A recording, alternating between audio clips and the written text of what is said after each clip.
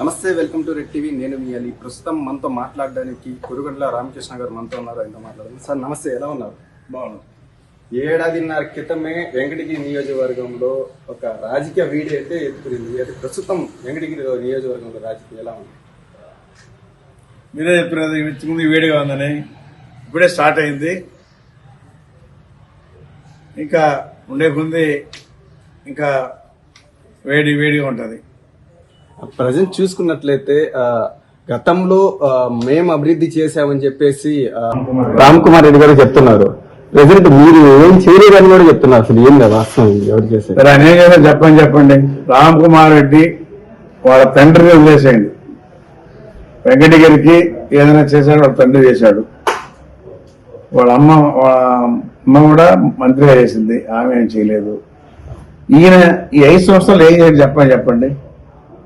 నేను 14 నుంచి 19 వరకు నేను చేసిన పనులు అన్ని కూడా కళ్ళెదురు కనిపిస్తా ఉన్నాయి.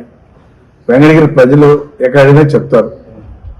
ఈ రోడ్లు కానీ, సెంట్రల్ లైటింగ్ కానీ, అదేవిధంగా ప్రతి గ్రామంలో చెరువుల రిపేర్లు కానీ ఇది చేశాం. కాబట్టి ఈరోజు రైతులు పెద్ద వర్షాలు వస్తే కూడా పుష్కలంగా వాటర్ నిలుపుకొని పైర్లు పెట్టుకుంటున్నారు, హ్యాపీగా ఉన్నారు.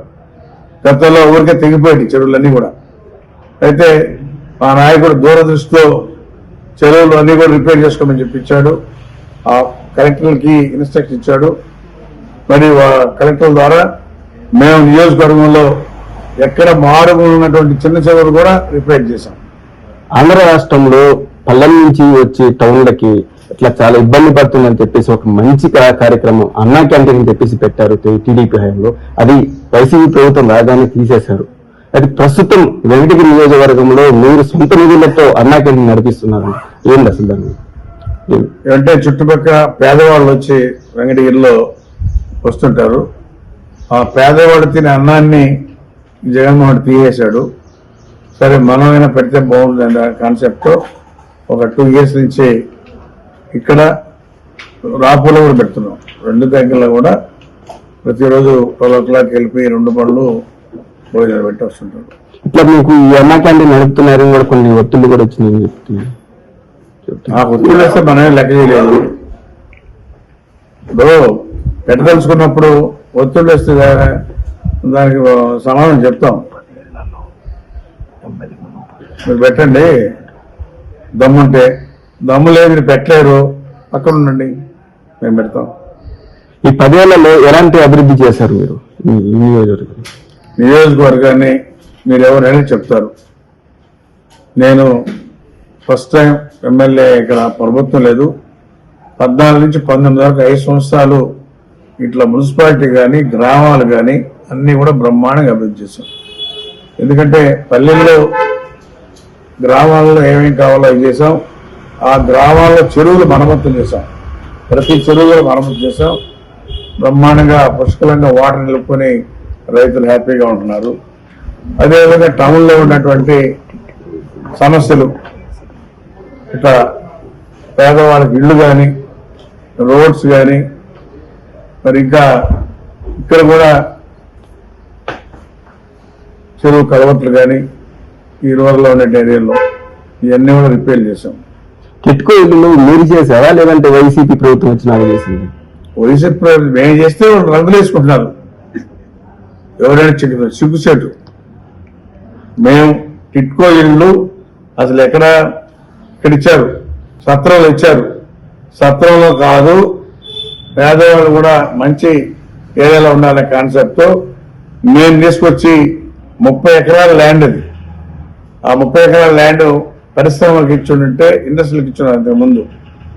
అది వాళ్ళు ఏమి పెట్టకుండా ఉంటే చాలా కాలం నుంచి దాన్ని క్యాబినెట్ లో పెట్టి తీసుకొని అక్కడ ఇల్లు కట్టించాం.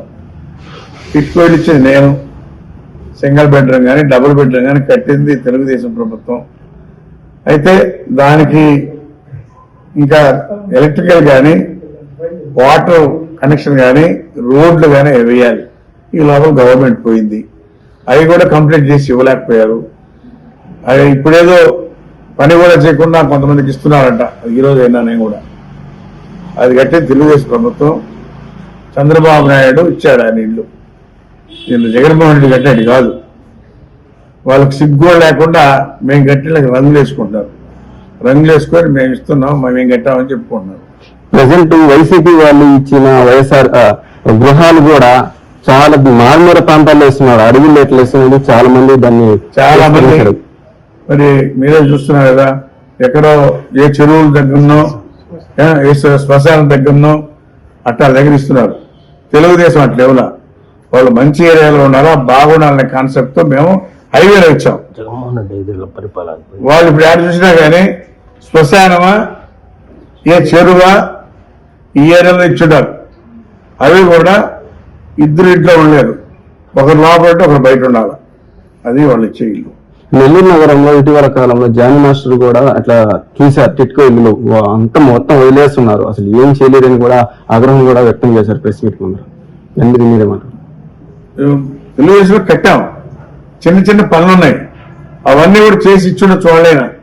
మరి వాళ్ళు ఇవ్వలేదే అంటే తెలుగుదేశానికి పేరు వస్తుందనే, లేకపోతే వాళ్ళు ఏమనుకున్నా అర్థం కావట్లేదు. వాళ్ళకే తెలియాలా.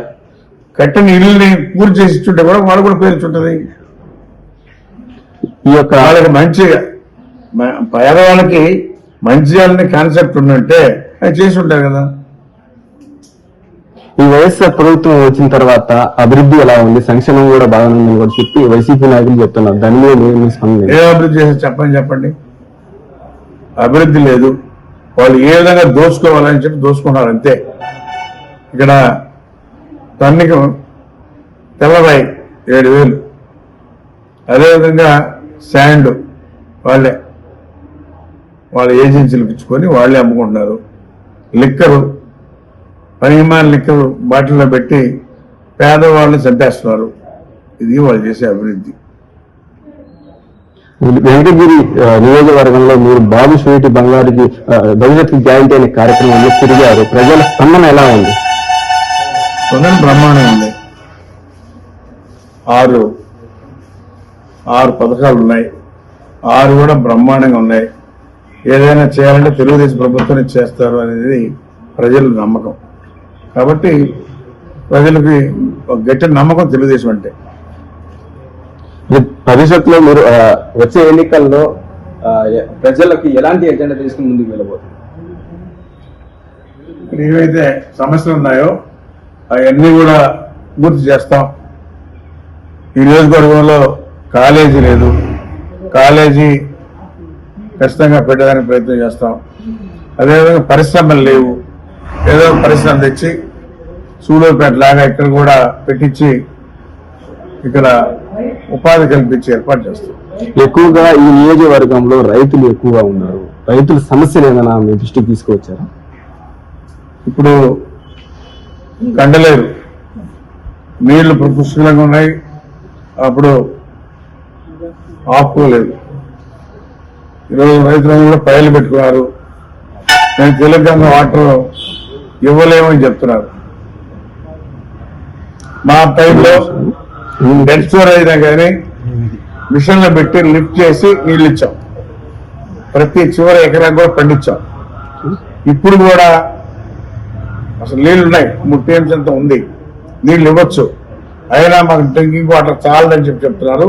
ఖచ్చితంగా రైతులకు నీళ్లు ఇవ్వాలి, రైతులు పంట పండేంత వరకు చివరి ఎకరం కూడా ఇవ్వాలి. ఇవ్వకపోతే నేను మొన్నే చెప్పా,